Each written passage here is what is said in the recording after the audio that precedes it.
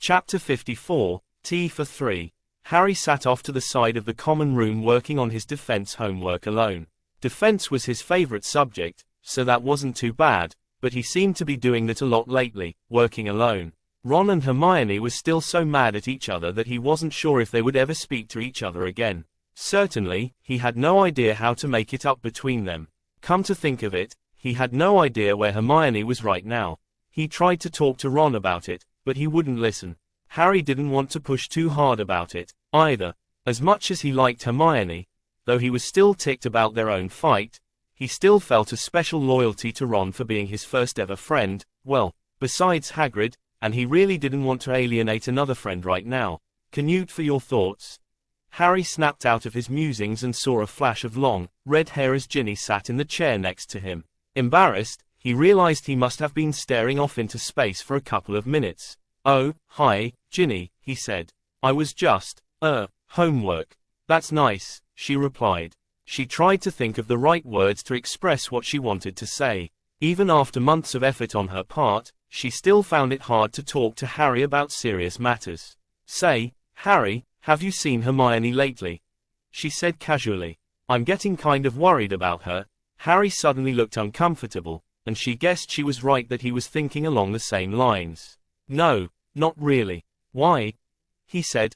Well, no one's really seen her outside of class. She hasn't been talking to me, and her roommates say she hasn't come to bed since Black broke in. But where else could she be? Harry said, confused. I don't know. Even Fred and George don't know, and they always seem to know everything. I was hoping you could tell me. No, sorry. I haven't really seen her, and Ron doesn't want to talk to her. TSK. Ron's being a real git. Well, it was Scabbers, yes, but he's still being a git, Harry. I mean, that's Ron, Ginny insisted. She hesitated again, but she plucked up her Gryffindor courage and said, Hermione didn't mean to upset you, you know. Harry just shrugged. I guess. You saw how upset she was about Dementors, even before. She just overreacted. I don't exactly understand what she means myself. Talking about a deal with the devil and stuff. I think I get basically what it means, but it must be a muggle thing. Did it make any more sense to you? Not really, Harry admitted. My aunt and uncle didn't let me watch TV shows with stuff like that. I guess it means if you make a bargain with something evil it always turns out bad for you because it turns on you. Huh? I guess that makes sense with the Dementors, Ginny admitted. They're pretty dark. But the Ministry's kept them in line for 300 years, so it's probably not that bad. But you know Hermione. It's always the principle of the thing for her. Harry thought about that. Hermione always had been more committed to principle than he or Ron. She'd broken the rules quite a few times, sure, but it was always for a good reason, and she was always the one to tell him to back off from a bad course of action. He still did appreciate what she had said about Black, but he could see where she was coming from. I guess it kinda makes sense, he admitted. I think you should apologize to her, Ginny blurted. Harry looked up at her questioningly. You did kinda go too far bringing her parents into it. I know we don't really have a right to talk to you about that, but Hermione was really upset after that, and she was sorry for pushing you too hard. And don't worry about Ron. Fred and George and I can keep him in line. I guess I could have been nicer to her, he said slowly. I think she could use some help if we can find her, she agreed. Yeah, probably. Harry said. He paused for a long minute, wrestling with the question that was now eating at him. Ginny? He asked. Yeah? You don't think I'm wrong, do you? About Black getting what he deserves? Of course not, Harry. You were wronged, and you want payback. You have every right to that. Harry gave her a small smile that made her stomach flip. Thanks, Ginny, he said. I looked all over, George. Hermione wasn't on the map last night. I don't think she'd be one to leave the castle, but... George replied. So, it's gotta be the room of requirement, his twin said. I just want to be sure, Fred.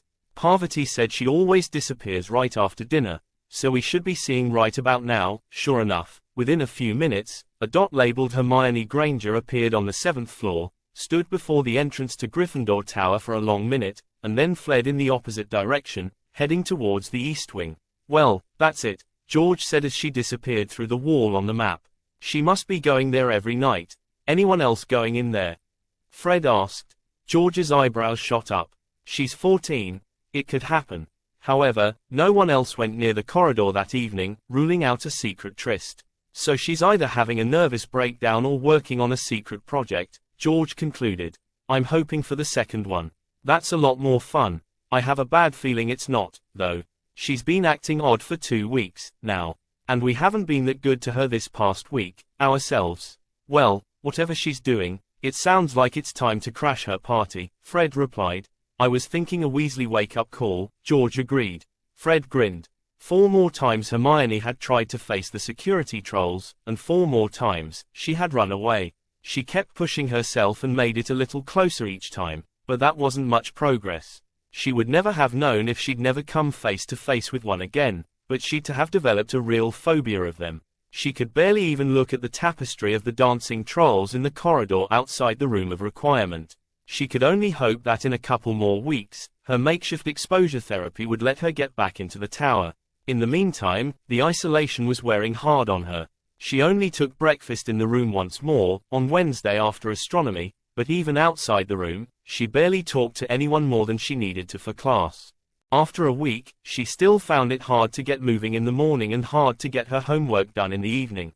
In the back of her mind, she was starting to agree with Dobby that living alone wasn't good for her, but there still didn't seem to be much she could do about it. And that wasn't just the isolation. It was the nightmares. They were slightly more Dementor-oriented again, rather than troll-oriented, but the main thing was that they were incessantly keeping her up at night. She considered asking Madame Pomfrey for a dreamless sleep potion, but she knew that was no better for long-term use than Pepper-Up, and so, every day, looking a little wearier and more frazzled, her temper a little shorter, and her hair a little more unkempt, she dragged herself to class, drawing worried stares from students and teachers alike. Some of her friends and teachers tried to approach her to help, but she continued to refuse to answer questions or socialize in general. And while Harry had cooled off some, Ron still seemed to be just fine with that. To add yet another insult, Draco Malfoy and his goons had started taunting her about the whole thing. Scared of some little trolls, mudblood. Maybe you should run away someplace safer if you can't take it with the real wizards here. At the same time, Rebecca Gamp's jealousy seemed to have finally got the better of her because she picked up the theme too. She was more passive-aggressive about it, confining herself to snide remarks like, you know, Britain really isn't the best place for Muggle-borns. There's a lot of pure-blood prejudice here. I don't buy into that stuff, but a lot of people do. Beauxbatons is much more open to Muggle-borns and students with mixed-species ancestry. In a way, that was even worse. It put the idea back in her head, and she couldn't get it out. With the state Hermione was in, transferring was starting to sound like a good idea again. She could tell in a detached sort of way that she was near collapse. She didn't think she could take much more of this before she broke down completely and failed her classes and or landed herself in the hospital wing. But she still had no idea what to do about it. What was wrong with her? She couldn't do this anymore. And then, on the morning after her 6th night in the room, something happened. She was just lying in bed, not planning on doing anything until lunch. It was a Hogsmeade visit day, but she wasn't going.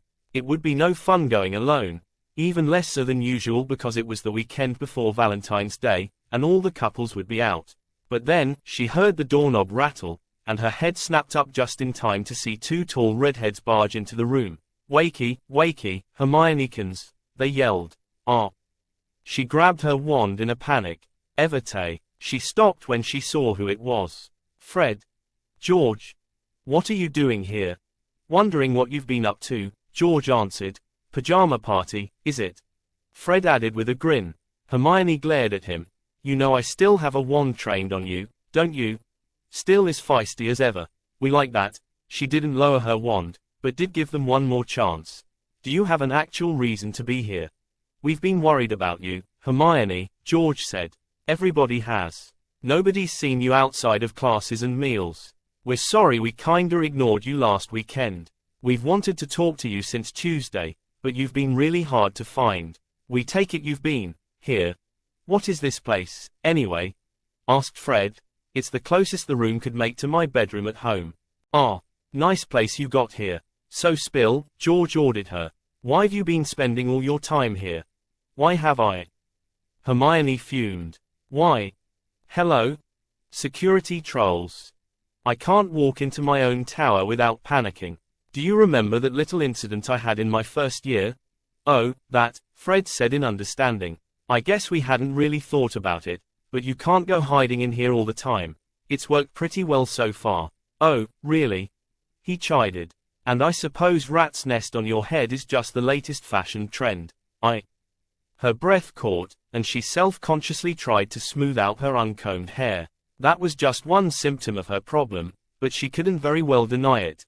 Exactly. Come on, you need to cut loose for a while, George said. Aren't you going to Hogsmeade? No one to go with. Nonsense. You've got loads of friends. She shook her head sadly. Ron's still mad at me. Ron's being a prat, as usual, the twins replied. He was always complaining about Scabbers. How boring and useless he was. We'll knock him back into shape in a couple weeks. Don't you worry about him. Yes, but Harry, I think he's more worried about you than mad. Now, Fred told her. Yeah, Ginny's been working on him, George said. You should really talk to them again. And besides, you can always go with us. She tried again. It was tempting, but then she thought of what she'd have to go through to get there. I can't, she whispered, looking down at her feet. Why not? George asked worriedly. I can't face the Dementors again. Sure you can, Fred insisted. You did it before. But that was before I knew. Do you know what those things do to people? What the Dementors kiss? Yeah, Ron's been talking about it, Fred said. But really, it's perfectly safe. The auras are keeping them in line. I'm sorry, guys, she whispered again. I can't do it. Oh, no you don't, Hermione, George insisted. What happened to not running away from your problems? She glared at him. That was before they were actual phobias. Are we gonna let her get away with that, Freddie? No, I think not, Georgie, Fred said. We may be the class clowns, but we can tell you're about to completely collapse, and we're gonna put a stop to it. You've got 10 minutes to get dressed and ready for Hogsmeade, or we're dragging you down there as you are. Hermione's eyes grew wide. You wouldn't, both of them grinned. Is that a challenge? They said in unison. But, I won't be able to do anything with my hair in that amount of time, she said lamely. Fred grinned even wider. He grabbed the alarm clock from the dresser, spun the hands appropriately, and set it back down, 9 3/4. Oh, yes, they were serious. She sprang into action, pointing her wand again. Out. They just kept grinning as they walked out the door. 9 1/2, Fred added as a parting shot. 9 minutes and 15 seconds later, in what was probably a personal record, Hermione was fully dressed in her weekend clothes, with her teeth brushed and wearing her winter coat. She still wasn't happy going out with her hair in a complete rat's nest, but she realized at the last moment that she had a spell to deal with that fast. Quickly, she gathered her hair into 3 bundles, holding them apart with her left hand, then took her wand, hoping her hand wouldn't shake too much, and cast Fasciculi Pillis Plectere. It didn't look great, but at least she wouldn't look like she'd just wandered in from a night in the Forbidden Forest. She got her hair braided and tied off just before the alarm sounded, and Fred and George charged back into the room. One twin grabbed her by each arm, and they lifted her up and carried her out of the room, refusing to put her down until they reached the stairs, where she was afraid they'd all go tumbling down them. Okay, she said. I can walk. They laughed and set her on her feet, but didn't let go of her arms. The 3 of them walked arm in arm down to the doors. Filch, who was still on something like friendly terms with her, gave her a suspicious look, as if accusing her of consorting with the enemy when he checked them off the list. She tried to shrug her shoulders to suggest that she was being dragged into this. They grabbed a carriage, and then they were off. All was not well, though. As she had feared, the Dementors affected her worse now that she knew more about them. When the icy chill descended on her, she was reminded of all of the worst moments she had experienced over the past 2 weeks. Throwing up in Vector's office, her fight with her friends, losing her grip in front of the trolls, and then she felt a flood of her dark thoughts obsessing over the philosophical horror of the Dementor's kiss replayed before her. She saw her friends' faces fading into the darkness. She heard the high, cold laugh of Voldemort taunting her, and then it was over. The feeling of cold faded. She realized she was crying, and she was also clinging to George for dear life. She pulled away from him, blushing furiously. Wow, Hermione, I didn't know you liked me that much, George said. I think I might be a little jealous, Fred quipped. I told you. Dementors, she said shakily. Yes, we saw, George said with concern. It's got worse. I just can't get it out of my head. Ever since Professor Vector told me. Just try not to think about it for now, George said. Come on, it's a lovely day. The air is clear. The birds are singing, Fred continued. You're out for a nice day on the town, and you have a handsome wizard on each arm. Hermione's eyes widened, and she blushed again, but she couldn't get away. George laughed. Yes, you'll be the envy of every girl in school. Fancy a cup of tea at Madame Pudafit's, my dear. Fred continued with a highbrow accent. Hermione didn't like where this was going. What's Madame Pudafit's? Oh, that's brilliant, Fred, George said. It's this really frilly tea shop where all the girls like to go on dates. They always go all out for Valentine's Day. Pink lace everywhere, cherubs flying around, the works. And you want me to go there? She demanded. Sure, it'll be fun. She didn't look convinced. You gotta admit, Hermione, Fred told her, it'd be a great prank. George nodded in agreement. Slowly, a smirk crossed her face. Oh, very well. Madame Pudafit's tea shop was even worse than the twin had described. It was a tiny little shop with tables so cramped that the couples, and they were all couples, practically had to sit touching each other. It was warm and steamy, and practically everything was decorated with lace, frills, or bows. Golden cherubs were flying through the air, throwing pink confetti on the patrons. That can't be sanitary, she whispered. The twins shrugged their shoulders. Fred walked up to the witch waiting on the door and loudly said, Table for 3, please. Everyone in the shop looked up and stared at them. No, really, he added. Okay, let me find an extra chair, the witch said, and she seated him at one of the small tables. Even this early, the shop was pretty full, and with the pink frills and the soft, romantic music playing in the background, many of the couples were already kissing in one of the largest mass public displays of affection Hermione had witnessed. Madame Pudafit, a stout woman with a black bun, squeezed between the tables and said, So what can I get for you, dears? Hermione got the feeling she was trying to sound non-judgmental. Builder's tea sounds good, Fred suggested. Same for me, George said. Lavender, extra strong, Hermione said. She could use something for her nerves. Coming right up, dears. As soon as Madame Pudafit walked away, Hermione whispered to the twins. If people start to talk about the three of us, she warned, I will hex you until they're talking about that instead. The twins looked at each other and said, Worth it, Hermione. A female voice said in surprise. Roger Davies and Rebecca Gamp were sitting just a few feet away. What are you doing here, with those two? Hermione thought fast. She smiled and glanced at Fred and George in turn. Oh, you know, she said, just, talking shop. Fred and George both smirked, and Rebecca backed off. Well, have fun with that, Roger told them before turning his own attention back to his date. A few minutes later, the tea came. One good point about the shop, the tea was very good. Speaking of shop talk, Hermione added, while I was in a haze last week, I did have a chance to run those cores from the toy wands by Professor Sprout. The one from the cheapest wand was Flitterbloom, just like we thought. The middle one turned out to be from a fanged geranium. Oh, fanged geranium. That's interesting, said Fred. What about that broken one that looked like a 1-galleon wand? Well, it was pretty well burnt, but Professor Sprout thought it was Dittany. Dittany? They both said in surprise. I think we know why it costs a galleon, George added. I'm more interested in the fact that they're all plant fibers, Hermione said. And real wands all use animal fibers, unicorn, phoenix, and dragon. Well, those are just the ones Ollivander uses, said Fred. I think I heard of some old bloke once who had a Dittany wand, maybe in history class or something. It must be rare, though, Hermione said. I wonder if the distinction is important. I mean, we know the Ministry has a way of distinguishing accidental magic from magic cast with a real wand from magic cast with a toy wand. So do wands trigger the trace differently because they use animal fibers or because they have runes carved on them? Or both, George suggested. Well, let's look at what we do know, Fred reasoned.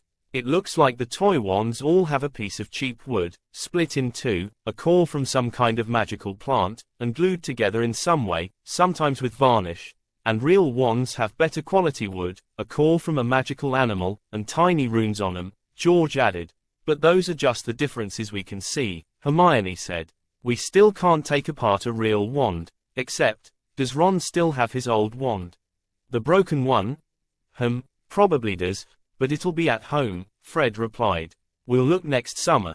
Hermione was about to take another sip when one of the cherubs threw a handful of confetti over their heads, and it fell in the tea. She glared up at the winged creature, then frowned at her cup. Do either of you know a good purifying charm? She asked. Well, Catharese is used to purify water, but I'm not sure if it'll work right on tea, Fred said. Yeah, you might wind up with just water, George agreed. Let's see. Removing large particles. He drew his wand and pointed it at his own cup. Let's try, percolare. The confetti rose up out of the cup, accompanied by most of the dregs. Close enough, he said, and he quickly cleaned the other 2 cups. Thank you, Hermione said. Anyway, I wonder what would happen if you tried to make a toy wand with an animal fiber. Interesting experiment, George said. But I doubt we'll get unicorn hair or anything like that. No, but I can probably swing some hippogriff hair from Hagrid. Although we'll probably want to try to make plant-based ones first, to make sure we can do it. It might take a magical glue or something to work. Well, sounds like a plan for next weekend, Fred said. I like the way you think, Hermione, George added. Thanks. Oh, by the way, she leaned in closer and whispered, I didn't think to ask. Did you check the map after Sirius Black broke in last weekend? We did, but we didn't see him, Fred replied. Yeah, he must have got out bloody fast, George added. We looked straight to that one secret passage Filch doesn't know about, but he wasn't there. She sighed dejectedly. Well, I know you can't watch it all the time, but if you're looking, and you happen to see his name, we'll have to tell a teacher. We know, Fred agreed solemnly. We'll think of a good story, George assured her. Good, Hermione said. If someone could just catch Black, it would clear a lot of things up. A thought struck her, something that Professor Vector had said 2 weeks ago. Professor Lupin was the only werewolf to ever come as a student, at least in my lifetime. That and the names of the marauders, Moony, Wormtail, Padfoot, and Prongs. True, Moony wouldn't have to be a nickname for a werewolf. It could be Lily Moon's father, for example. Or it could be some troublemaker who had Moon's Snape and lived to tell of it. Or it might not mean anything. But still, there were 4 of them, and she knew Lupin was one of a group of 4 friends and was probably smart enough to make something like the map. It was a chance well worth taking to catch Black, in her opinion. Guys, will you trust me on something? She whispered. They glanced at each other. Probably, yes. What is it? They said. If you happen to see Black, I think you can confide to Professor Lupin about the map. The twins' eyes went saucer-sized and they leaned back from her. That's a lot of trust you're asking for, Hermione, said Fred. Yeah, telling the secret of our success to a teacher. George added. I know. I wouldn't ask if weren't potentially life or death. But I've been talking to Professor Lupin. I didn't tell him about the map, but from some of the things he said, I think he might have known Mr. Moony when he was a student. I have a feeling he'll recognize the map if he sees it. The twins were silent for a moment, taking a deep breath as they digested that. If we catch Black, it'll be for a good cause, Fred, George whispered slowly. We should be so lucky, Fred whispered back. But that's a high price. To catch Black, though. We've taken big risks before. Not like this. We don't know if she's right about the map. Come on, this is Hermione, here. They both glanced at her, then paused and stared at each other for a few seconds, seeming communicating with flickers of facial expressions, mostly annoyed ones. Hermione had heard of so-called twin telepathy, but she'd never seen anything that actually looked like it before. She knew the twins liked to maintain a united front, although they surely disagreed at times. They weren't entirely alike, after all. For example, George had always struck her as the more level-headed twin, as was evident here. Look, boys. Hermione spoke up. If it's that important to you, if Lupin does confiscate it, I'll help you make a new one. If the marauders can do it, so can we. Fred put his hand over his heart in mock outrage. Blasphemy, he gasped. Burn the blasphemer, but he smiled at her. Now, that's the Hermione we know, George said, tapping her on the nose. If you're willing to do that for us, I think we can take a chance for you. Right, Freddy? For replicating the map. That we can do, his twin agreed. Thank you, Hermione said. That means a lot to me. The rest of the trip was surprisingly enjoyable. They spent a lot of time in Zonkos and Honeydukes, and Hermione finally got a chance to see the Shrieking Shack that she kept missing on her other visits. Nasty place that, Fred told her. Yeah, nearly headless Nick says even the bloody Baron steers clear of it, said George. We tried to get in, of course. But so far, it's proved to be beyond us. Sad to say. They ran into Harry and Ron after that and had a very awkward conversation. Well, Harry wasn't so bad. He'd mellowed out over the past week. Listen, Hermione, he said hesitantly. I'm sorry for yelling at you. I guess I get why you have such a problem with Dementors. I just think Black deserves what he's gonna get. Hermione stared at him for a minute, unsure what to say. She really wanted her friends back, and Harry did seem sincere. He usually did. That was the kind of person he was. Thank you for apologizing, Harry, she eventually said. And I'm sorry I yelled at you, too. I've seen how upset the whole Black thing makes you. I think we can agree to disagree on this. Harry nodded, but still stood awkwardly at arm's length from her. Are you okay? He asked. No one's really seen you. She took a deep breath and answered, yeah, I had a rough week, but I'm feeling better. That's good.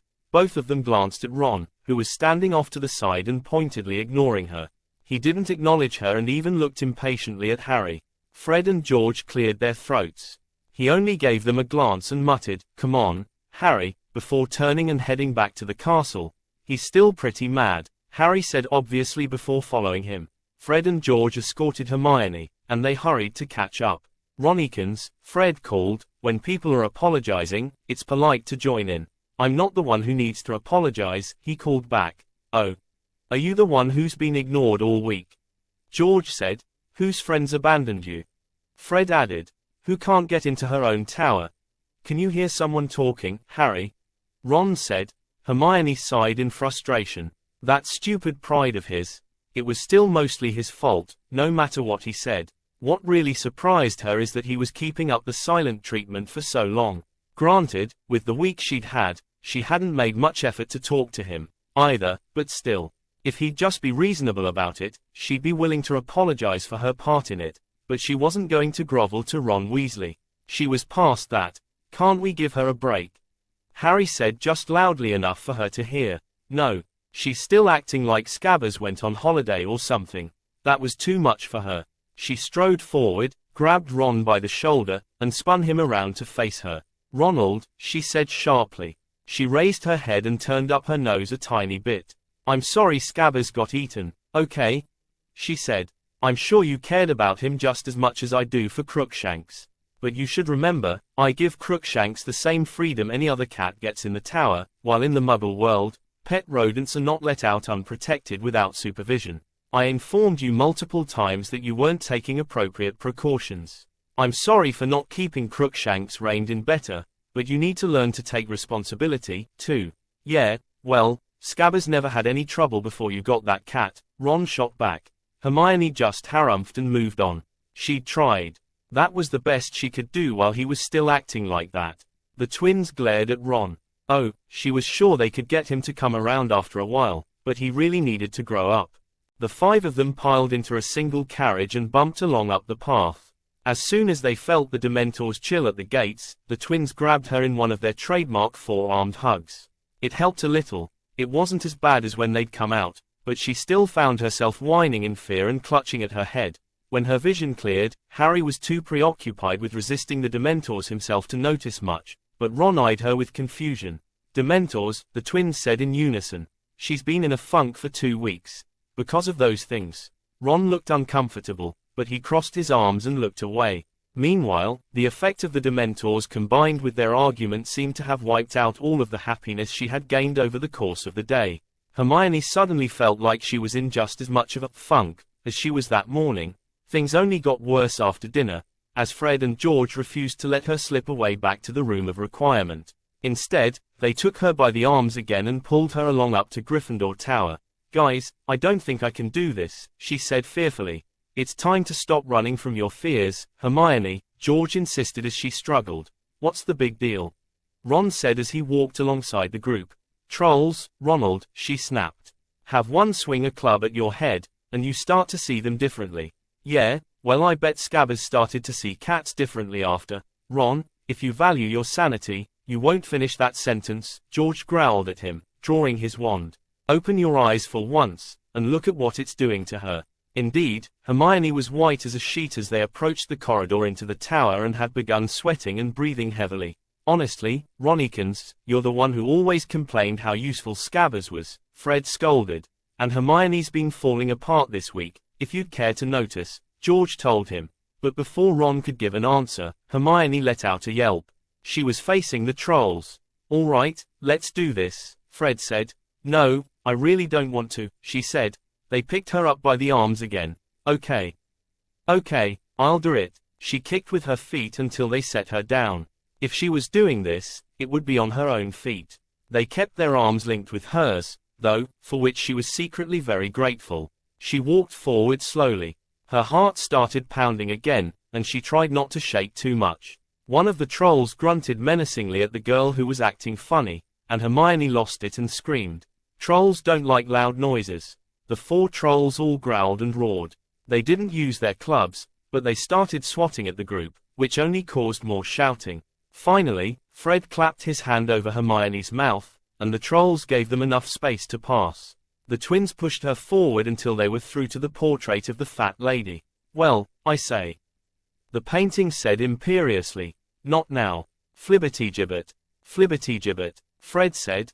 The fat lady swung aside, and they piled into the common room. Fred and George let go, and Hermione immediately collapsed face down on the carpet, still shaking, with tears streaming down her face. Ron did not sound happy. Hermione, why did you do that? Ouch.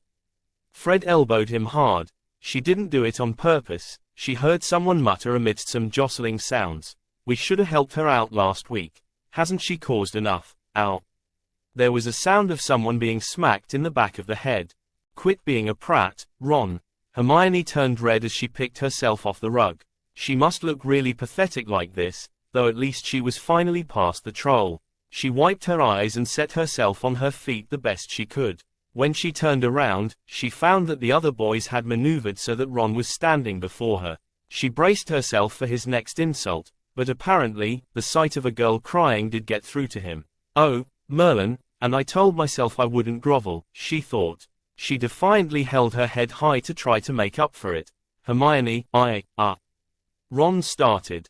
His eyes flicked towards Fred. I'm sorry for being a prat. You look like you're really cracking up, and, I shouldn't have kicked you when you were down, you know. Surprisingly, he actually sounded sincere, despite being strong-armed into it. Of course, seeing the state she was in was probably enough to make him come to his senses. He could just be so frustrating sometimes. She still thought he had some real potential if he would just use it properly, but it looked like that was going to be a long road. She took a deep breath and looked him in the eye. Thank you, Ron, she said, a little standoffishly. And I meant what I said. I'm sorry about Scabbers. Well, he was pretty useless, Ron said reluctantly. It's just that he was all I could get. There was an awkward silence, which was broken by Fred. Great. So can we all go back to being friends, now?